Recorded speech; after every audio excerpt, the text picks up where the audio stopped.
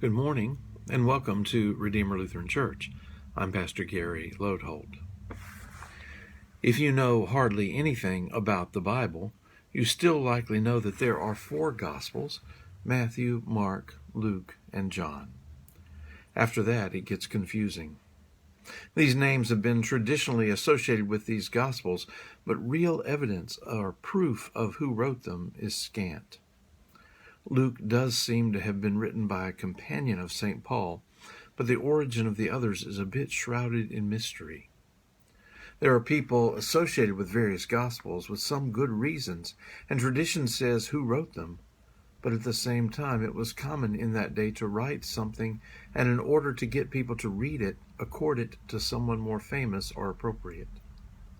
So in short, we have hints, but not real proof.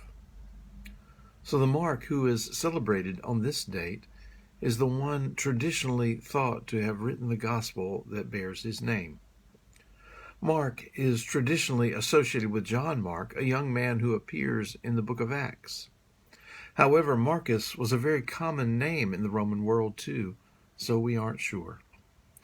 His mother Mary owned the house where the early church gathered for prayer, and some have suggested that this was also the site of the Last Supper.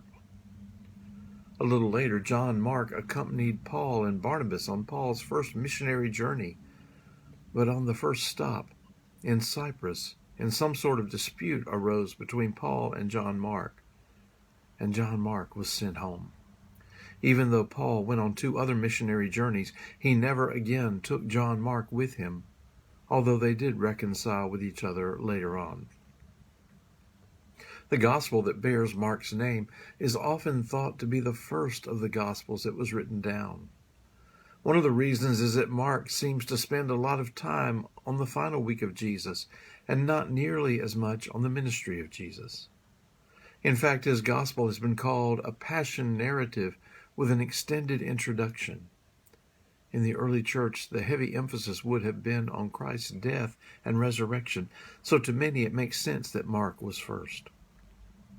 It is also true that both Matthew and Luke seem to follow Mark's order of things, as if they had a copy of it to refer to as they wrote their Gospels.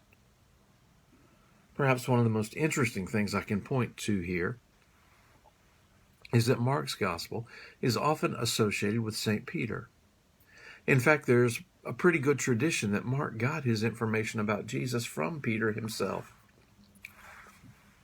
If this is true, we have a gospel that goes back to an eyewitness to the events and words of Christ. There's one final thing that we might find interesting about Mark and the gospel.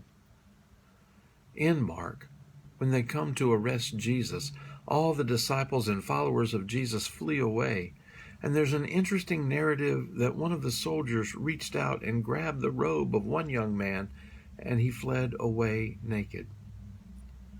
Many have speculated that that young man was perhaps John Mark, and that including the story was his way of signing the gospel. There are also other possible explanations too. In the end, what St. Mark the Evangelist knew was that the story of Jesus needed to be told. His life invites us and inspires us to do the same. Thanks for watching, and remember to let this day belong to God.